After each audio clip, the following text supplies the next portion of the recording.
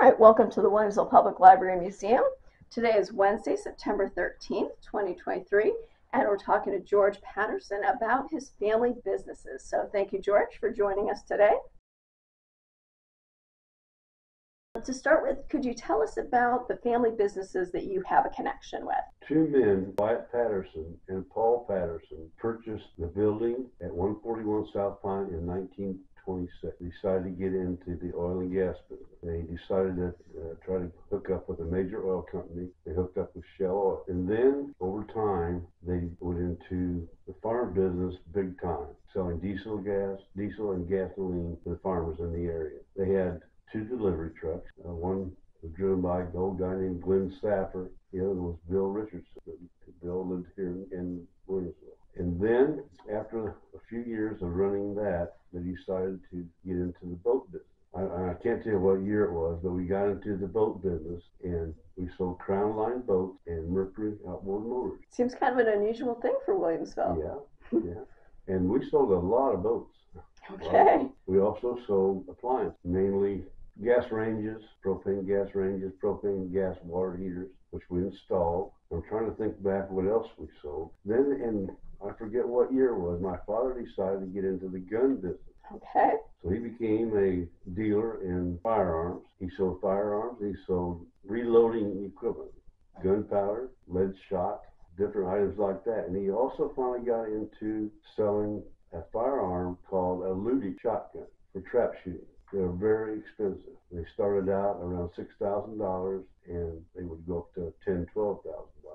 Was that something that was? He was one of the few dealers in this part of the country. I would think that would be quite the niche. The guns were manufactured in Tacoma, Washington. They had a guy who would come and fit the individual who wanted to purchase the gun. He'd fly in, and he'd measure them however they needed for sight, different things, and the gun was made to their specs. Wow. And that was a big business with my father for many years until he moved to Florida. Wow. And I tried to run it and the oil business after he retired, and I couldn't do it. It was just too much. So we got rid of the firearm business and stayed with oil and gas. Okay. Paul Patterson, Wyatt Patterson's brother, he retired long before my father did. He moved to the Ozarks. And then after all the people were gone, it was just me. Okay. And so I ran it from 92 till 2021. I had a local kid named Lauren Crow. He was my office man. They had three drivers, actually. Scott Burleson, who lives in town. John Chirac lives in Sherman. And a gentleman named Marvin Beard, who lived in Springfield, who now lives in Sherman. And they were with me the whole time. Okay. So you had some very loyal workers. Yes, ma'am. They were good people. They did their job. They did it well. I'm proud of all of them. Your family was involved in a variety of businesses, it sounds like. Also, I'll tell you, they finally, earlier, my dad they sold TVs. Was that part of the appliance business? Yeah, Philco TVs. Okay. Matter of fact, my grandfather was the first person in Williamsville to have a color TV.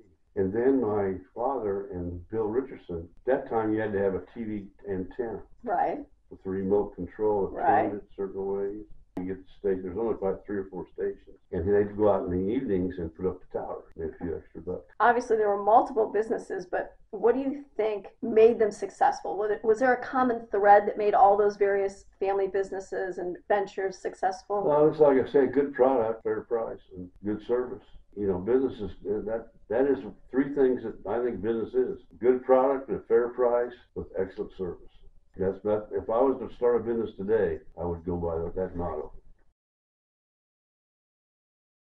When you think of businesses today, where do you think they've strayed from those core values or core ideas? Because obviously the family businesses that you're talking about are a little different than the average businesses today. Yeah, I think the biggest change is regulations.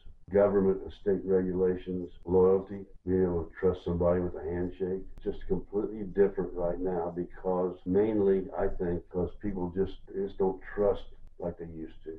And I know things are different now. Technology's different. I didn't even start computers until probably, 15 years ago. And now you can't run a business anymore without knowing how to operate computers, the technology end of it. All the taxation. We were tax collectors. Gasoline tax, motor fuel tax, sales tax, underground storage tank tax, and it just went on and on. Every time you turn around, there was something else you had to do. And regulations, keeping track of every little thing that happens. Employees, drug tests. I hated to do that to my employees, but you had to. Right. You had to. Drug testing to me started out to be really a pain, but then you had to do it and cover yourself. Right. In case something did happen. Right. So, but I say regulations is the biggest thing that really bothers me. And when you talked about loyalty and trust, are you thinking between the business owner and your workers, or are you thinking with the general public? General public. Okay.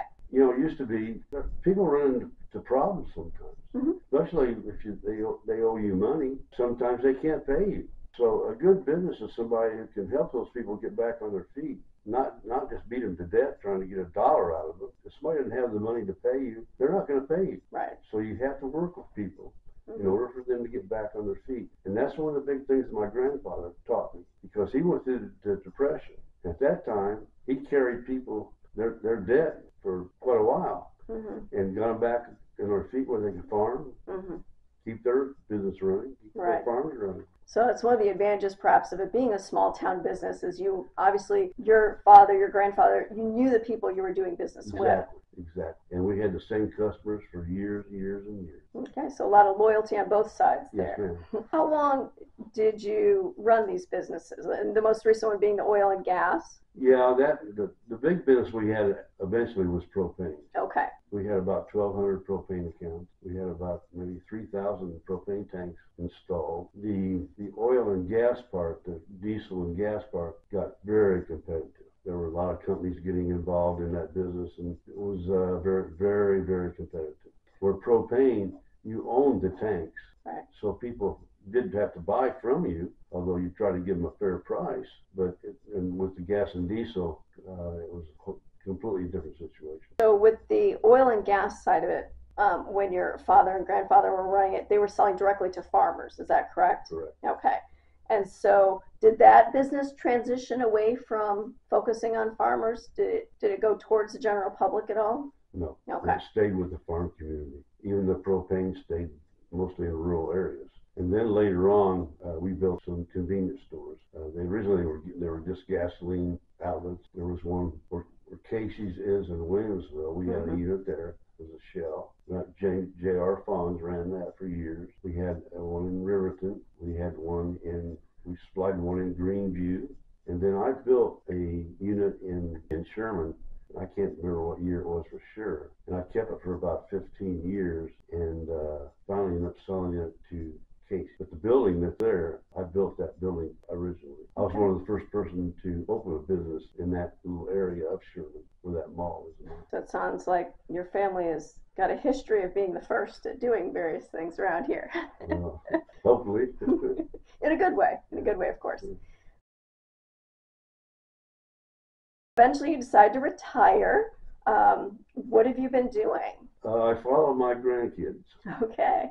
We bought a condominium in Indianapolis because the three grandsons are, one's a musician, one's really an excellent football player, and the other one is too young yet he kind of likes to play baseball. So we follow them more than anything else. Okay.